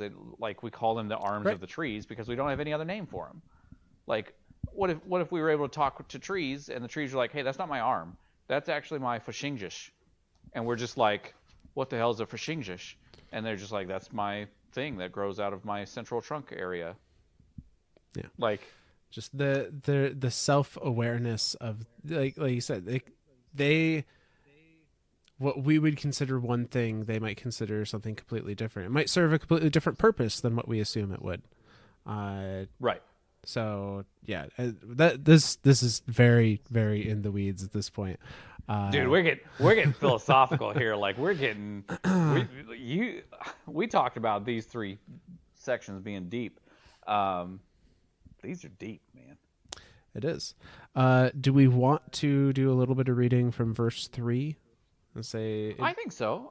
My first thought is, we're at the hour and a half mark. We usually push it to 2 hours. Mm-hmm. We also try to contain them within themselves. But I think we got time to kind of dive a little bit into verse 3. Yeah, and maybe cut the series down to 10 episodes rather than 20. Yeah, maybe. Verse 3. That's wishful thinking. The first two are fairly light. And then let's see if we can get through the first two tonight then. Yeah. So this is verse 3:0, just entitled Hive. Let us speak of the terrible beauty of becoming ourselves. In the beginning we rode hollow moons from star to star. Oryx said, become as numerous and fertile as seeds in rich flesh, and thus we did become numerous. Xivu Arath said, become as hungry and defiant as tumors in rich flesh, and thus we became cancerous. Savathun said, drink of the poisons of the worms that you might feed on death. And we did feed. This was preparation for our crusade. Ayah! We were thus becoming. A mother wizard gets fertility from a mate or from herself. From the wizard, the spawn, from the spawn, our thrall, from the survivors, our acolytes who contend. If they contend well, their worm is fed, and from the well-fed worm come knights and wizards and princes. This is us, and our purpose is liberation. Our great task is the worship and admiration of freedom. Our great hunger is to pursue and eat that which is not free, and to liberate it with devouring. Ayat. This is us. We, the Hive. So that to me just confirms it. Like, they were not Hive until that point. And the fact that they talk about riding the galaxy in the husks of moons, I think they're ancient. Not just think I have one, like, they are 100% ancient, and I think the whirlwind was the Battle of Fundament. I'm not ready to 100% be on board with that, but I'm all right. 85% of the way there. I was trying to say, let's 85% it. Yeah. Let's 85% that one, and we'll say that is 85% sure that the whirlwind and the collapse of the Fallen was the battle of whatever the Krill were between being Krill and becoming Hive, because clearly there was a mid state there, right? Like, it wasn't like overnight they became the Hive. Yep. Because the fact that verse 3 is the first time they even mention the word Hive. Yeah, and I think this is the Krill people. It's kind of interesting because this verse is narrated almost by the Krill as a society, or the Krill as a people, or the Hive as a people. Sure. Because they're saying, in the beginning we rode for moves. Oryx said, "Become as numerous and fertile." Xivu Arath said, "Become hungry." Savathun said, "Drink of the poisons of the worm, except worms into you."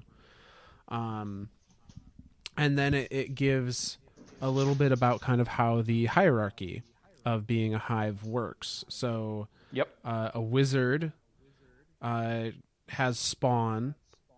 Those spawn are thrall. Whatever thrall survive to adulthood are acolytes. The acolytes have the ability to contend, which I think means to challenge things that are not free, in their words. And the more things a wizard is able to kill, it feeds its worm, and that will eventually allow it to turn into a knight or a wizard or a prince. And that's kind of how Hive become different versions of Hive. So everything started as a thrall that came from a wizard, and every knight that you fight used to be an acolyte that has just killed enough things to evolve into a knight, to choose to evolve into a knight. I think similar to Savathun and Oryx or Arash at the time and whatnot. They had the choice of what do you want to be. Okay, so that's an interesting thought there too. That is that option of choice, right? Like, the fact that there is a choice of evolution there, albeit a very odd choice, but the fact that there is a choice there, whereas everything about the light it's no free will. Well, and I don't know if it's no free will. It's very little. It's static. Okay. And I don't even know if this is truly, because this is almost an opposite in some ways. Right. Like, we see the darkness as cutting away everything other than that one final existence, and we see the light as allowing life to bloom and allowing for the continuation of life. And I think the nuance here is that for the darkness, finding that final shape, that final perfect existence that usurps all other existence, is a matter of evolution, of something becoming that final shape, that final existence. Whereas with the light, and we saw this a little bit with the lore card referencing the world of pure light, in the light, nothing dies, but nothing changes either. A Yeah. guardian's never going to evolve into a Evolve. higher Yeah. form of being. They may grow as far as better understand the light that is inside of them and that they have access to, and stasis now, or whatever other Right. dark abilities come about. But nothing about the light is forcing an evolution of them. Uh, so it's I mean, that's yeah. things, it's almost like the darkness is about changing and the light is about, static, about staying the same, about immortality, the lack of change, be it good or Yeah. bad. So, um, but yeah, this seems to be the point at which they're referring to themselves as the Hive. Yep. And actually, the next couple of verses are in this same narration perspective, where it's the people, the Hive, talking about what their gods have essentially done for them. So the next one, verse 3:1, is titled "An Incision." Saith Oryx, my siblings, our children are scattered across many moons, and we live in the cold dark between suns. What will we eat? How will we speak? Savathun said, Oryx, my brother and king, I have studied the wounds cut by the worm our god. Also I have studied the manner of your death and return. These two things are the same, for they are predicted on death and the passage through cut spaces, are predicated on death and the passage through cut spaces. Let us practice the sword logic until we are sharp. We may then cut our own wounds and step through. But Xivu Arath, said Sister, I am already sharp. Look, my sword cuts into another space. And she cut her way between moons through green fire and joyous screams. 3 kingdoms grew swollen in the sword space. They were the gaze and glory of Oryx, and the cunning and knowledge of Savathun, and the triumph and brawn of Xivu Arath. These kingdoms were created from minds and worms of our lords. They were counterminous with all spaces consecrated by our hive. Through these spaces passed speech and food, and all the moons were bound close. Saith Oryx, this is where I went when I died. Let us establish our thrones here, for I am Oryx the first navigator, and I shall chart death, and my throne shall be carved of osmium. I struggle. I don't want to say struggle. Well, I first don't. off, we have to Google the word. Yeah. First off, we have to Google the word.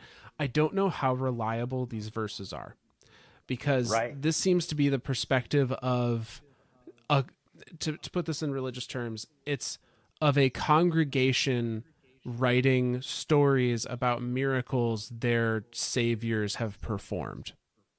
100%. This is, and that, and it. I'll be the one to say it because everyone knows that I am not a very religious person, but when I look at religion, it's hard for me to take it at face value because I don't have any type of direct evidence supporting any one way or another, and a lot of the even as I hesitate to use any specific literature, but I'm going to use the Bible as an example. But even the stories from the Bible are exactly that. They are stories.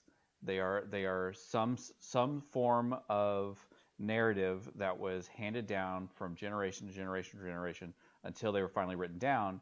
And just like any story in the world, every time it's told and retold, it gets another spin on it, and it gets another point of view added to it, and it's another line of thinking added to it. And so it's hard to I think you're right. It's hard to look at these next few verses, since they are kind of being written and read and told from the perspective of the Hive, that are, at some point in time they were not Hive, and they had some sort of connection with the worms, and they had some sort of drive or whatever, and now it is becoming more religious than it ever was before. Like it's definitely evolving into a level of this, look at me, cut this reality with green magic, poof, there it is. So yeah, yeah. Yeah. I'd say a good example of this is that it's heavily believed and heavily implied that I shouldn't say heavily believed. There's a lot of evidence to support, because I'm going to walk the tightrope here. Like I said, we're getting into dangerous categories here. There's a lot of evidence to support that, at the very least, the New Testament of the Bible, as most people know it, was assembled via the Council of Nicaea in the year 325 CE, which would have been after the death of Christ. And it was a council that had all of these different stories back in ancient Greece. That, to hear people tell it today, this group of people on this council were guided by the hands of faith to know which stories were true and needed to be included and which ones were not. That's why you have things like the I think it's the Dead Sea Scrolls and whatnot, that are pieces of Testament that did not actually make it into the writing of the Bible as it's commonly known now. Right. So all that is to say, for like, anyone who wants a really good set of reads, the Dead Sea Scrolls are, yeah. All that is to say that, like, it is very possible, if we are to take that same mindset from our own comparison to what appears to be a budding religion within the Hive, Sure. It is very possible, I would say reasonable, that they're going to tell stories of their figures of worship that paint them in a powerful light, that paint them in a light that shows them enacting things that have saved their people, and would likely ignore any stories or any reports of shortcomings. Sure. Because it doesn't fit into the narrative of, like, these are our holy divinity. It doesn't. I was going to say, it doesn't personify them. It doesn't anything that has a negative spin on a high-ranked anything, whether it be a high-ranked general in an army, or a high-ranked professor at a university, or in this case, a high-ranked religious figure in a religion. Any type of negative spin, any type of negative connotations even that come anywhere near to that person, are almost like shielded away and can't be like they can't be touched by those, because then that would sully the idea of a pure idea, right? Like Mm-hmm. like a pure idea is the closest I can come to describe that. Yeah. So to relate all of this back to the verse we just read, this verse 3:1, what it sounds like they're essentially saying is that they were the Hive people were beginning to starve as they were traveling on these moons that they used as their spaceships, essentially, because they had nothing else. And the way that that Savathun and Oryx and Xivu Arath fixed this starvation issue was to figure out how to travel through the ascendant plane to essentially how to use the Ascendant Plane as a roadway to other locations. And they would go to those other locations, pillage them for their resources, and then use those resources to sustain the Hive. Literally to the point of where like it was destroying the planet. Like wherever they went to, I think became as barren and lifeless as the one moon described in the previous verse. That it was literally just they literally used up resources to where there was nothing left. I mean, they describe Xivu Arath as she cut her way between moons through green fire and joyous screams.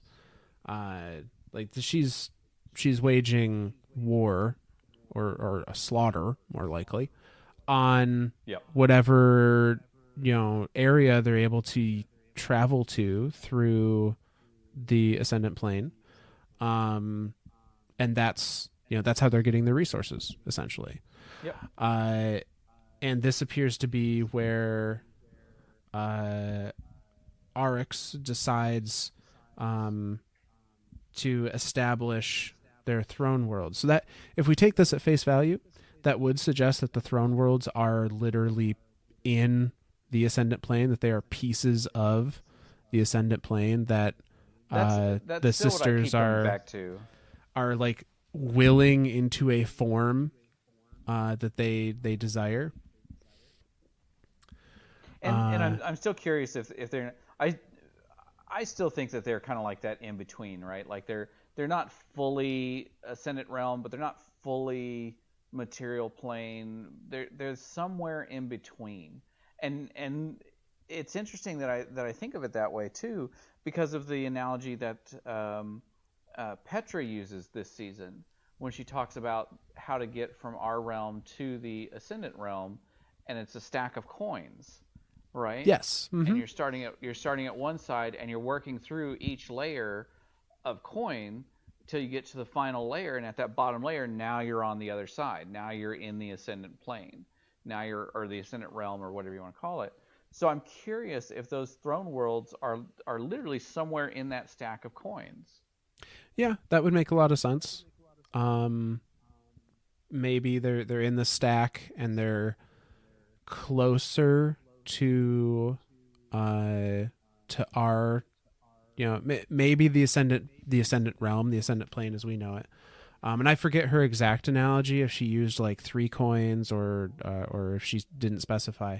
I don't know that she specified. I remember it being a stack. A stack of coins, and we're on the surface level, and as you go through different planes, they're on different levels of existence. And I saw that analogy also as a way that we could maybe apply it to the sky and the deep. Whereas if we're, let's say it's a stack of, let's make it very basic. Let's say it's a stack of 5 coins.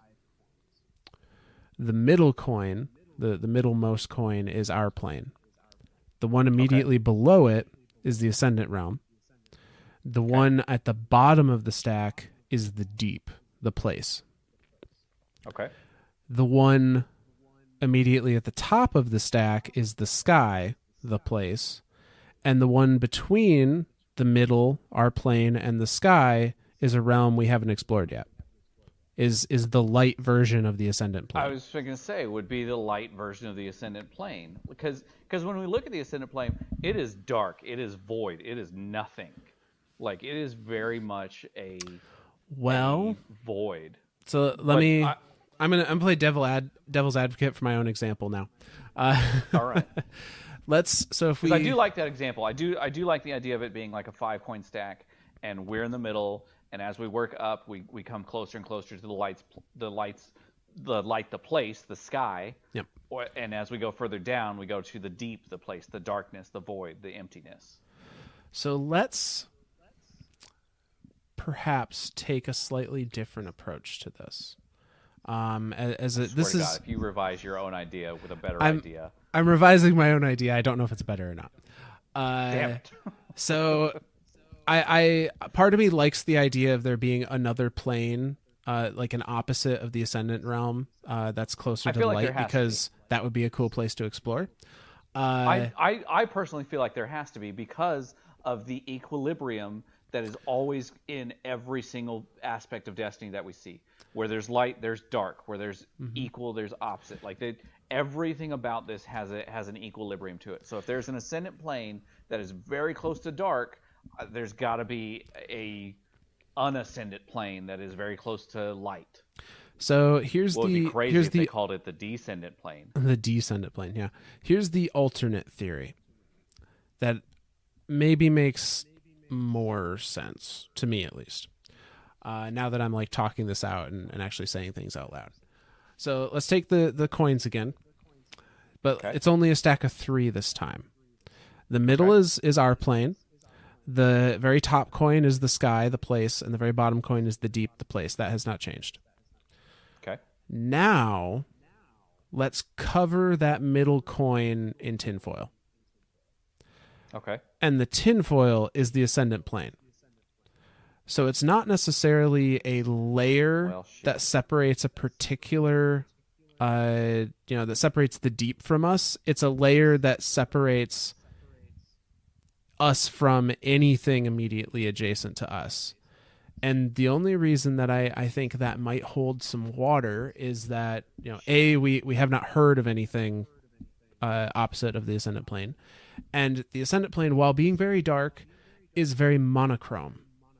It contains lots of dark, but it also contains plenty of light in its color palette. Plenty of like white colors, I suppose, or washed out colors in its color palette. Shit, damn it.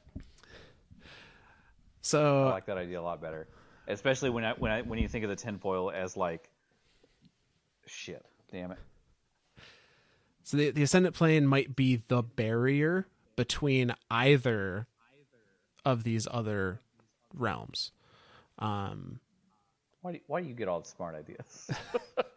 I mean, I like that though. I really do. I like that idea that if we're looking at it as a stack of coins, with the middle coin being our plane, and then there being something there like surrounding our plane, keeping it whole, keeping it to itself, and then that barrier being between our plane and the two places, the sky and the deep. Because you're right, like as much as I think of the ascendant plane as being a dark place, there's always some bright thing in it, right? Like there's a blight in it a lot of times, and sometimes the light is emanating from the blight, which is kind of weird to think of too, that the fact that blights are typically associated with the darkness and dark and black, but then there's plenty of times where we've gone to the ascendant plane and there's like a single source of light. There's like a little pinprick of light, kind of like the way Mara saw, right? Like in her, when she was on the hull of the Exodus Green, and it's all black around her, and this single little pinpoint of light, and boop. So I like that second idea even more than I like the first idea. Yeah, and it's one of those things where the more I think about it, the ascendant plane, I don't believe is inherently one way or the other. I think you're right. I think it's just that the ascendant plane has been traveled by the Hive, and presumably by proxy the Taken, for so it could just long be corrupted. that, well, I mean, the plane itself might not be corrupted, but if its inhabiting, if its main inhabitants are the Hive and the Taken, just because they've been here for millions of years, then our viewpoint of it is going to be like, oh, that's a bad place. It's where the Hive and the Taken live. But okay, yeah. In the same way that, like, when you go to a city and that city has a high crime rate, it doesn't mean the buildings are dangerous per se. It has a reputation due to the people that are there. And it might be a similar situation where our interactions with the Ascendant Plane have always been in relation to the Hive or the Taken, but that doesn't necessarily mean that they are inherently of that place. Okay, so let's put another spin on it. The Hive are very much at least at this point in time in their storytelling, cancerous. They are very much... They describe themselves as such, yeah. Right, like they consume, they everything around. what if they have consumed everything in the Ascendant Plane, and that's the way the Ascendant Plane looks now because of that? Totally possible. We've never seen the Ascendant Plane pre-Hive interaction. So I mean, I think that's another idea that could be thrown out there too, albeit not nearly as cool as yours. But I think there's some placement for that idea. Yeah, no, absolutely. I just want my idea's name tag to be participant. That's all I want. No, I think that's perfectly fair. Like if we operate under the assumption that the Hive and Oryx and his sisters have had access to and the ability to manipulate the Ascendant Plane to the point of making themselves their own little pocket dimensions within it to store their souls, I don't think it's beyond the realm of reason that the millennia that they have had free reign of that place, that they could have had a very dramatic effect on most, if not all of it. Yeah. So, but on that note, I think this may be a good spot to. I think so too. I have one last thing that I want to touch on that I missed at the end of the first verse of verse 3, or the first subsect of verse 3, and that was the word ayat. Yes. Because that word is a very important word. Yes. So actually, 2 words are said in here. We have, and I'm gonna try and find it here. Let me read through.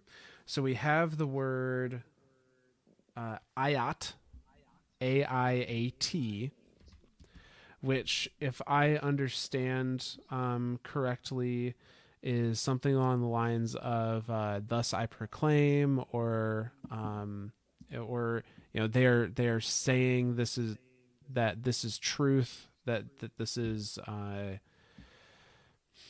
undisputable. I think it's more than just they're saying it's undisputable truth. I think that it is implying that it has been willed that way. Like that would be an interesting thought. I think ayat is typically used in like whenever we see it in Hive writing is like kind of like the Ten Commandments movie where the Egyptian pharaoh is like, so let it be written, so let it be done. I think that it's more than just that, and it's literally willing that thing that it is said as the truth, as the existence, whatever. I really don't have words to describe this other than willing it to be the truth. So here's a fun fact. And I get what you're going with that, but seeing it in this context, I don't know if that's exactly what's happening. So to read the full passage where it is included, it says, "This is us, and our great purpose is liberation. Our great task is the worship and admiration of freedom. Our great hunger is to pursue and eat that which is not free, and to liberate it with devouring." Ayat. So I maybe it's more like amen, right? Like maybe it's more of a maybe so. And that might be. That could very well be just kind of like a prayer, an exclamation of prayer, or something like that. Ayat is not a Hive word; it's an English word. Okay. Specifically, a Latin word, I should say. Aha. And when translated to English, its literal translation from Latin is "May he, she, or it say, and may he, she, or it affirm." So let it be written, so let it be done. Damn it. Kinda. Damn yeah. it. Damn it. Which still feeds into the whole like this could be religious. them. Yeah, this could be them This is proclaiming, this is the will of the worms. This is let it be done. Let us do this. Yeah. So yeah. Amen. Yep. Praise it. Praise worms. Yeah, no, you're not wrong. I think that's, I mean, the fact that that is a literal translate, like that is, so let it be written, so let it be done. That's, yeah. Mm-hmm. No, I think that's it, right on the nose. Well, poopies. Not necessarily poopies in a bad way, but like, I was really hoping it was more deeper than that. But it's like everything about this is coming down to looking at the Hive as a religion of the darkness. Like, well, and I say as a religion of the darkness. Obviously, the Hive are a people, but it's looking at that people as the entirety of the people have the same following of religion. Like when we look at Cabal, right? Like there was the line of Cabal that was like Emperor Callus is great and good and he is the end of all. And then there's obviously subsects that are like, no. I mean, the whole Red Legion in Gaul was like, no, this is not how this is supposed to happen. And then you have his sister or his daughter Keitel, where it's like, hey, yeah, we can stick to tradition, and there's nothing wrong with tradition, but hey, maybe it's not been working so well for us. Maybe there's a bigger, a greater whole, a greater purpose that we're serving here over just conquering and destroying everything around us. And then you look at the Elixni too, where they're very much before if we were to believe that the creatures that were attacked and chased off around Fundament were the Elixni, then they very much had this idea of like peacefulness, serenity, of my thoughts are my thoughts, and I exist because of my thoughts, and now it's less of that, and it's more of like hey, we've been persecuted to the ends of the universe. The ends of the universe just so happen to be Earth for us. Yeah. And we could just use a hand here. Like, we just want to keep living. We don't care to fight anymore. Like it's. But then the Hive, there's never or at least I can't think of one. There's never a time of a single Hive or even a group of Hive coming off and going, oh shit, we're doing bad things. Maybe we need to cut down on the whole worm feeding thing. And well, they can't. Because if they don't, they're just committing suicide. They are literally committing suicide. And the first, oh man, I just had a mind fuck thing just now. The first Hive that has actively done that exact thing is Savathun. Yes. She is actively trying to get rid of her worm. That is trying to get rid of her worm. And oh man, Savathun may not be a bad guy. I don't know that Savathun is. I don't think we can call Savathun good or evil, but I think she is very self-serving, and what seems apparent, at least at the moment, is that her serving her own interests are not in our interest. Or are they?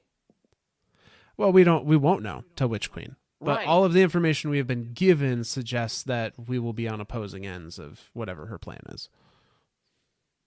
I don't think that we will be. I don't know. Maybe not. This is making me question everything. They could go full MCU on it and make the trailers look like it's one thing, and then when you go see the movie, you're like, wait a minute. They edited people out of that scene. Yeah. That guy wasn't there. What the hell? Yeah. I honestly, that would be super cool, and I would love it if that's what happens. I'm not expecting that to be what happens. See, now that's where we get into dangerous territory. Anytime you create any type of expectation, and then that expectation isn't met, you come into dangerous territory, right? Like don't set yourself up for disappointment. Exactly. So I think I will take the same road as you then. I will be excited if that is how it goes, but I am not expecting Savathun to be on our side. Yeah. I think that there's a lot. I think as far as this season, for sure, there's a lot of talks that we've had with her that are really making everyone question everything they've ever thought before about the light and the dark and the Hive and the Guardians and even Mara and the Awoken people and because who to say Mara's whole story is 100% true, right? Like, Yeah. there could be omissions there. There could be fault, like her whole the entire idea of the distributary was created on a lie, So like it's Yeah. interesting to me to think that way, that we are now being presented with this idea that the truth that we have been talking about, and the truth that we have been fed and adhere to pretty much, is possibly not the entirety of the truth, right? Like, it's only the truth that we've been told from the side that wants to tell us the positive side of, or not even the positive side, what they believe is the positive side of the truth. No, I would say, theorize as much as you'd like, because I will. But I've heard the phrase before, and I think it rings true here. The thief of joy is expectation. So, dude, that is just the most. Keep it in check, and try not Holy to disappoint shit. yourself. That's oh man. I like that one too. I'm keeping that one. Yeah, That's obviously going in my little black made book. Enough of an impact that I remembered it. So that's going in my little black book right next to Susie from my first Halloween party. I don't want to know the contents of the rest of that little black book.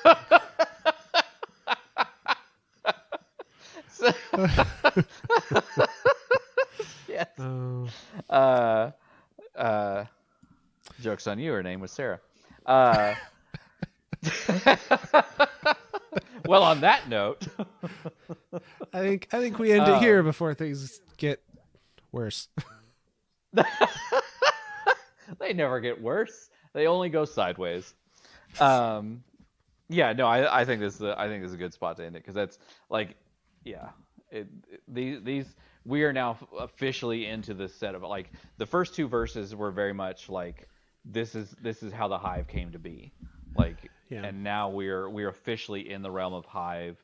We've learned how knights become knights and thralls and acolytes and wizards, and like we're fully Hive now, and I think this is a good way to start the next one. Yeah.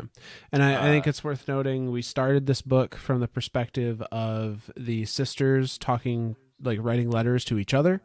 And then it turned into the Hive worm, or the worm gods talking to the sisters and describing what's going on.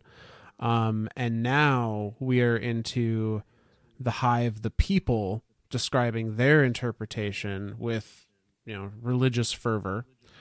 And so these are very different perspectives of events that are happening.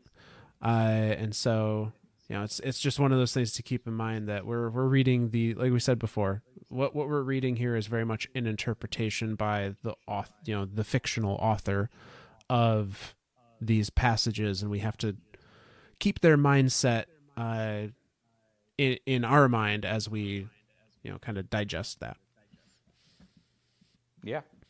So, well, with that then I'll start our thank yous. The first thank you is to the Bungie writers, because holy crap, to have to write a perspective from a book from a perspective of a fake perspective that is then retranslated from a different perspective. The level of understanding they have of not just even our Earth history in general, because obviously that's the only history we have to kind of go off of. But I mean, the religious history, there's so many parallels we're able to draw here. That's like, there's a very high understanding of religious history amongst their writers, and fuck yeah, dude, yay them. Yeah, absolutely. I appreciate you. My next thank you goes to I'm debating who to give this one to. This is a hard one. I want to give it to the Leviathan because he's dead. A pity thank you? It's not really a pity thank you. Like as soon as I say it's a pity thank you, then it becomes a pity thank you. But no, thank you for not directly choosing a side in the beginning. Like, if he had chosen a side in the beginning, if the Leviathan had said, hey, light good, dark bad, and the sister showed up, boom, sisters would have been dead, and we would have had no Savathun. We would have had no. So it's funny, like the things that like, and I think about this all the time, like what in life led me to this point in time in my life, right? Like, why did I even pick up playing Destiny? Why did I ever, how did I end up in Iowa type thing like this? All those ideas of like, what can you boil your life down to a single choice, to a single point in time, and say that was the thing that changed everything, or that was the thing that led me down this path, or whatever. I think that's an interesting thought in of itself. So thank you, Leviathan, for not just saying, hey, don't do that, and just being, hey, here's the facts, and walk away. Thank you, Christmas, because you are almost here, and I hope this is going to make me sound like a petty little child, but I'm going to say it anyway. I hope I get tons of Warhammer stuff, because I have been totally into Warhammer the last couple of weeks. And I blame Gloomhaven because of that. So thank you, Gloomhaven. Thank you, Isaac Childress. Thank you, Warhammer. Now, if any one of you three, because Isaac Childress created Gloomhaven, so that's kind of like one of two. So we'll say if any of the 2.5 of you want to help sponsor us, I will not say no to that. Thank you, sponsorships, of which we have none. Sora just wants minis for free. I just want money for free. That's all I want. I don't even want money. You're right. I just want minis. I don't even want money. I just want minis. I just want free armies to paint. And of course, thank you, Alpha, for the intro there. Our official producer has hockey on Monday nights now. So he unfortunately I don't know how often he'll be able to join us. But so we Alpha, I think, is going to be our primary introducer now. And then, of course, thank you to Myth for helping put all this stuff together, for going through all this lore with me, for setting up the whole Podbean thing, and having us out there on Podbean, and just continually keeping these episodes going, and to have all of our episodes up now. Like, I think it's all but 2 episodes are up or something like that, or like, so I think all but 3 maybe. But I mean, I'm freaking stoked. Something like that. And the fact that we're probably going to end up redoing those 3. Yeah. I'm stoked, man. This has been a fantastic year so far for us. There's only 3 weeks left in it, I think. Something 3 or like 4 that. weeks left in this year. Yep. Mitch, you got anything? A few pieces of record keeping here, and a few kind of exciting announcements, I guess. Excitement. So like as we said before, we've got our all of our previous episodes, or all of our well recorded previous episodes, I should say, are up on the Podbean. The Podbean has gone through a number of changes. It has a fresh look now. The website has been updated, so we have our own URL. It is myths and stories with a Z .podbean.com. We'll get you to our splash page, which has been given a fresh coat of paint as well. Oh my God. Additionally, you can find us not only on Podbean now, but as far as I'm aware, the Amazon Music link just went live. The Spotify link is pending and should soon go live as well. And the Apple Podcast one will be shortly followed. So we'll be in a couple different places. Get the shit here. out of here! Have we expanded? Is this? Oh my God! Christmas came early! Yay! All it means is that people can find us on more platforms, which is never a bad thing. Exposure. Normally you get arrested for exposure, but in this case, it's welcomed. I think that's only if it's indecent, which hopefully this does not classify. Gotcha. That's awesome. Well, but yeah. Yay! All right, Christmas is done now. We can go to next year. Christmas is done now. I don't need. No, I need those minis. Don't. Warhammer, if you're listening, please. Games Workshop, please, if you're listening, I would love some more minis. Also, Final Fantasy TCG, if you got some more cards to send out, I'd love those too. All right. On that note, I think that is everything from me. So. Alrighty then. Well, I definitely, as far as the scheduling going forward, in my head, we're obviously definitely doing an episode next week. The 19th is where I'm curious if we're going to have an episode or not. And then The obviously 19th is a Sunday. Oh, sorry, the 12th is a Sunday too. I need to look at numbers correctly. The 13th and the 13th will have an episode. The 20th, I am unsure if we'll have an episode because obviously that's when we start to get to winter break. Mm-hmm. And I know a lot of people take breaks during that time, and I don't mind taking a break till the new year. So we might have a little like 3-week break there from the 20th to the 3rd, and then pick it back up on the 10th of January. And that's like I don't care who you are. I don't care if you're a creator, if you're a dev, if you're a listener, if you're a follower, whatever. Everyone needs breathing room. Everyone needs some type of space to reset and relax. Mm-hmm. And I know the Games Awards are this week, and I'm gonna go a little off Destiny here. So I know the Games Awards are this week, and I know there's been tons of stuff happening in the games industry right now. Specifically, the Activision Blizzard stuff has been really, really, really bothering me.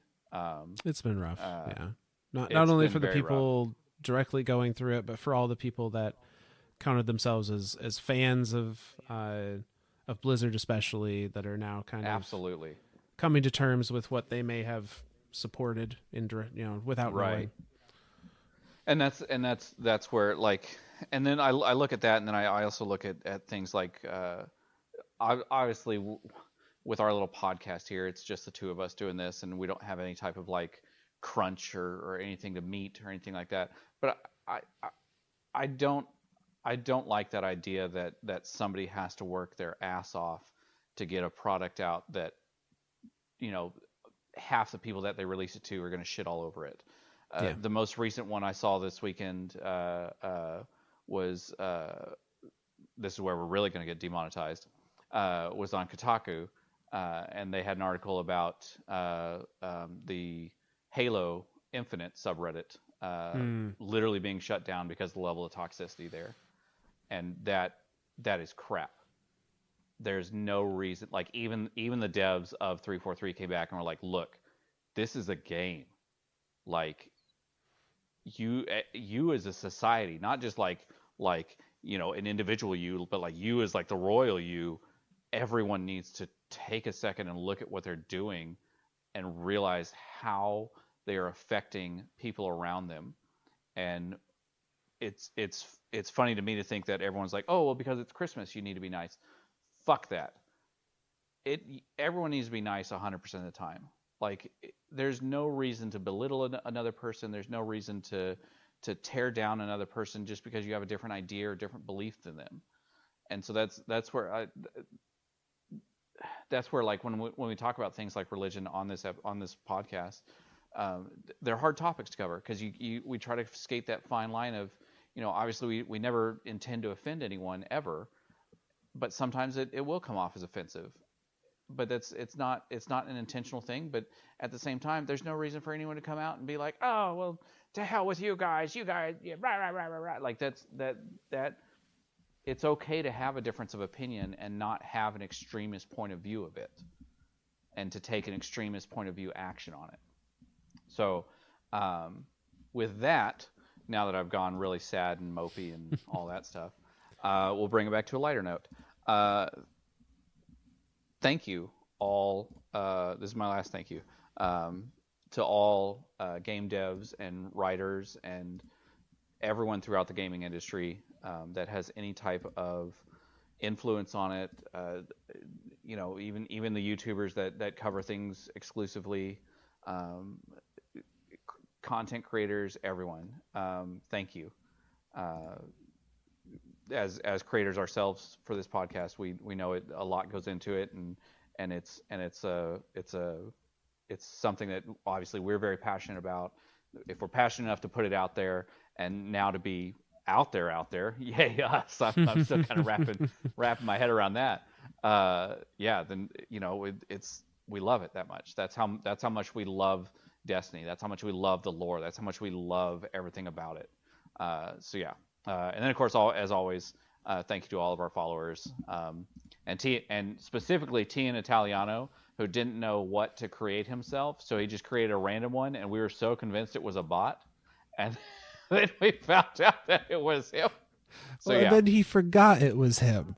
That's the better part, right? Like he was like, "How do I follow you guys?" And it was like, "You're already following us." Oh yeah, I know, that's me. Like, what do you mean that's you? Like, all right, okay, all right. Well, any last parting words then, Myth? No, say just everyone be good to each other. Amen. Ayat. That's all right. There it is. There you go. Okay, so then from all of us lore nerds to all of you guardians out there, we'll see you next week.